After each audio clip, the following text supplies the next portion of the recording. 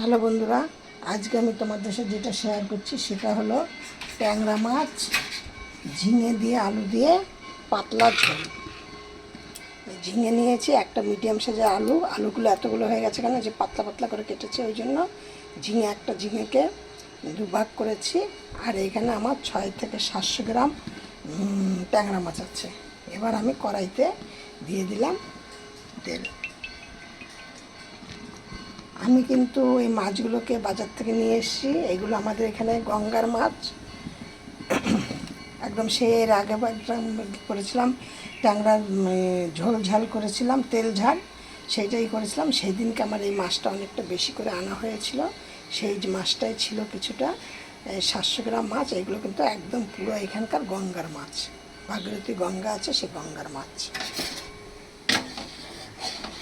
নিয়ে এসে মাছগুলোকে খুব ভালো করে ধুয়ে নিয়ে তারপরে আমি নুন হলুদ মাখিয়ে রেখে দিয়েছি। এবার আমি এই মাছগুলোকে করব। আর এই মাছগুলোকে করার জন্য আমি নেব কাঁচা লঙ্কা আর জিরে বাটা, এগুলো এবার আমি পেস্ট করব। মাছগুলোকে ভাজতে দেবো আর পেস্ট করব। আমার এখানে কিন্তু অনেকটা মাছ, এইটাতে জিরে দিয়েছি, আর এই যে 10-12টা লঙ্কা দিয়েছি, আর লঙ্কা গোটা চিড়ে দেবো। আর মাছ কিন্তু আমি এই যে ভাজা দিয়ে দিয়েছি। এবার দেখো আমার এই মাছগুলো কিন্তু সব ভাজা হয়ে গেছে। তোমাদের তার সাথে একটা টিপস দিচ্ছি, যেই মাছের আঁশ থাকে না, সেই মাছ কিন্তু খুব কড়া করে ভাজলে ভালো লাগে না, একটু হালকা হালকা ভাজলে হয়। আমিও তাই করি।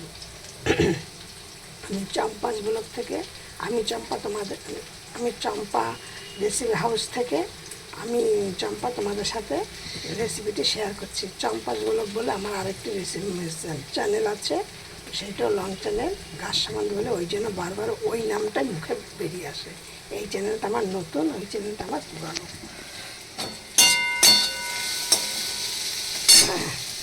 এবার আমি কড়াইতে দেখো মাছ ভাজা তেলের মধ্যে কিছুটা তেল দিয়ে দিলাম। আজকে কিন্তু তেলটা বেশি দেবো না, সেদিন যেমন তেল বেশি দিয়ে করেছিলাম। আজ যে পাতলা ঝোল করবো, ওই জন্য বেশি আর তেল দেবো না। এবার আমি এর মধ্যে দিয়ে দিচ্ছি দেখো জিরে আর কালো জিরে ফোড়ন। এবার দেখো আমার ফোড়নটা হয়ে গেছে, আমি এখন এর মধ্যে দিয়ে দিচ্ছি এই আলুগুলোকে।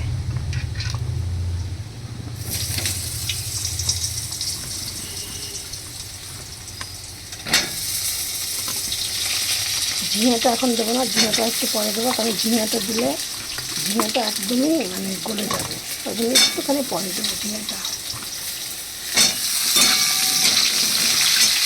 এবার দেখো আলুগুলো কিন্তু আমার লাল লাল হয়ে এসেছে, প্রায় 50-60 হয়ে এসেছে।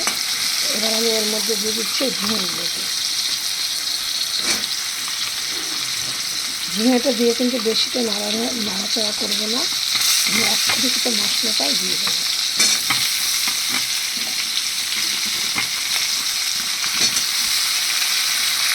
এবার দেখো আমার ঝিঙেগুলো অনেকক্ষণ দেওয়া হয়ে গেছে।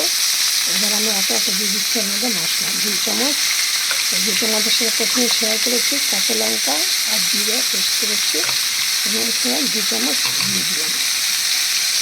কিন্তু একটুখানি জল দেবো, তা নাহলে কিন্তু তলা লেগে যাবে। এবার দেবো এর মধ্যে কিছুটা হলুদ। নুনটা এখন দেবো না, নুনটা প্রথমে দিয়েছিলাম।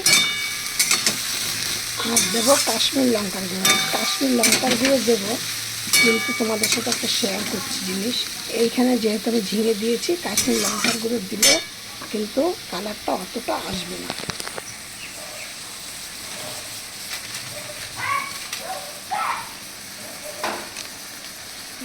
কাশ্মীর লঙ্কার গুঁড়ো দেখো আমি খুঁটি মাথা নিয়ে নিয়েছি, 1 চামচের মতো দিয়েছি কাশ্মীর লঙ্কার গুঁড়ো, আর একদম 10-12টা দানা দিয়েছি চিনি।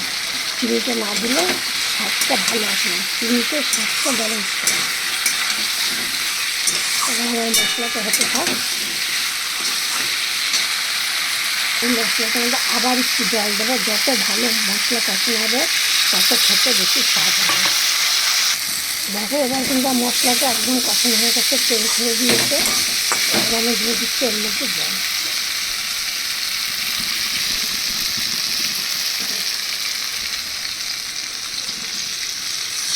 জলটা কিন্তু খুব বেশি দেবো না, অল্প পরিমাণে দেবো, কিন্তু অল্প পরিমাণে দিলেও কি মাছগুলোকে তো ডুবাতে হবে, তাহলে তো মাছের স্বাদ হবে না, সে অনুযায়ী দিচ্ছি। তোমরা এই ট্যাংরা মাছটা একবার করে দেখো, হেভি সুস্বাদ খেতে, সুন্দর খেতে। ট্যাংরা মাছের একটা আলাদা মানে স্বাদ আছে।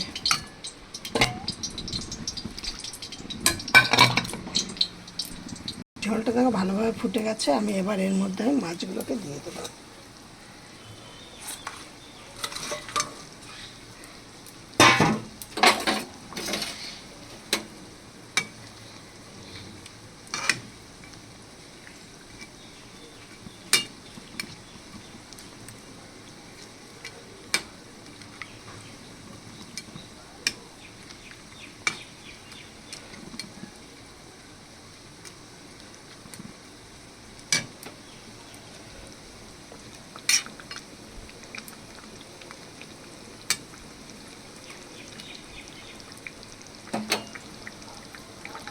তোমরা দেখো আমার মাছের রেসিপিটা কিন্তু হয়ে গেছে।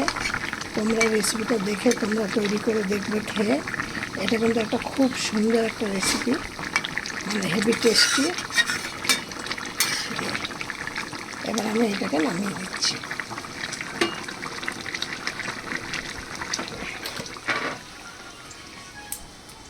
এই হলো